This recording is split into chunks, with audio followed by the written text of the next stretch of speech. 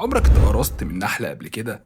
الإحساس فظيع، بيحرق بالساعات وبعدين المكان بيورم ويبقى أحمر كده كأنه كدمة كبيرة تفضل كذا يوم. بس على قد ما احنا بنتعذب من لسعة النحلة، الحقيقة إن اللي بيتبهدل بجد هي النحلة نفسها، لأنها بتموت بعد ما تقرصك بكام دقيقة. طب ليه أصلا الحيوان يبقى عنده وسيلة دفاع بتضره أكتر من اللي بيهاجمه؟ باين كده الموضوع مش منطقي وفيه تفاصيل أعمق بكتير من اللي ظاهرة. فجهز جوانتي تقيل وحط تلج جنبك عشان احنا داخلين في جولة مؤلمة شوية عن أسرار قرص النحل.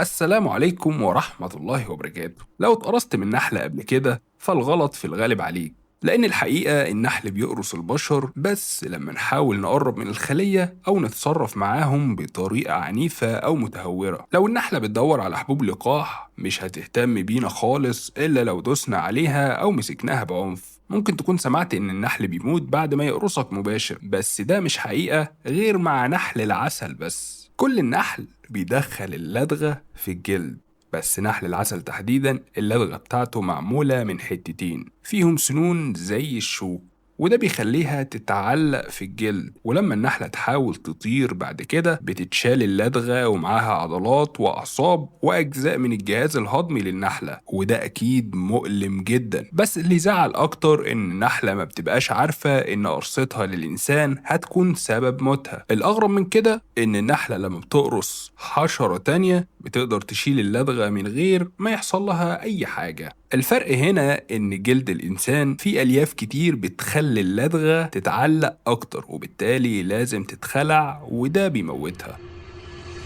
النحلة لما بتقرصنا بتضخ مادة سامة اسمها ميلاتين، وده سبب الإحساس بالألم. ولو أنت عندك حساسية من قرص النحل فهي في الحقيقة حساسية من الميلاتين اللي بيسبب احمرار وتورم في مكان القرصة. وعلشان احنا جسمنا فيه حوالي 60% مية، فده معناه ان السم بيقدر ينتشر بسرعة جدا في الجسم. يعني لو حصل واتقرصت من نحل عسل لازم تشيل اللدغة بسرعة، لان الحويصلات اللي فيها الميلاتين بتفضل تضخ السم جوه الجلد طول ما هي لسه موجودة. ازاي النحلة بتقرر ان هي تقرصك؟ عشان نفهم ده لازم نعرف يعني ايه الفيرمونات. دي مواد كيميائية بتطلعها الكائنات الحية عشان توصل رسالة لأفراد من نفس النوع، زي رسائل كيميائية في الهواء، والنحل بيعتمد عليها جدا. في نوع منهم اسمه فيرمون التخدير، والنوع ده بيطلع أول ما النحلة تقرص عشان ينبه باقي النحل إن في تهديد ويدعوهم للهجوم. سنة 2021 باحثين في جامعتين في ألمانيا والنمسا اكتشفوا إن النحل بيقرر يقرص أو لا على حسب كمية الفرمونات اللي في الجو. عندهم ترمومتر داخلي بيقول لهم يقرصوا إمتى ويوقفوا إمتى. يعني كل ما زادت الريحة كل ما زاد التهديد، وكل ما تجمع نحلة أكبر للهجوم.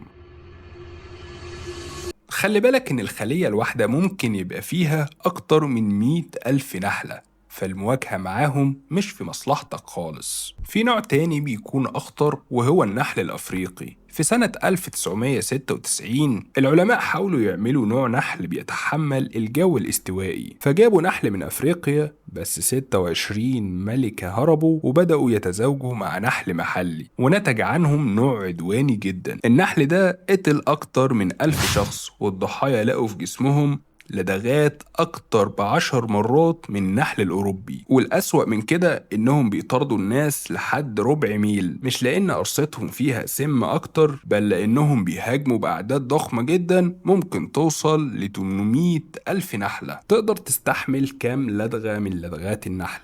الشخص البالغ بيقدر يستحمل حوالي 10 لدغات لكل باوند من وزنه، يعني في المتوسط 1000 لدغة، والطفل حوالي 500 لدغة. فلو واجهت سرب فيه 800 ألف نحلة، أقل من 2/10% منهم كفاية علشان يقضوا عليه.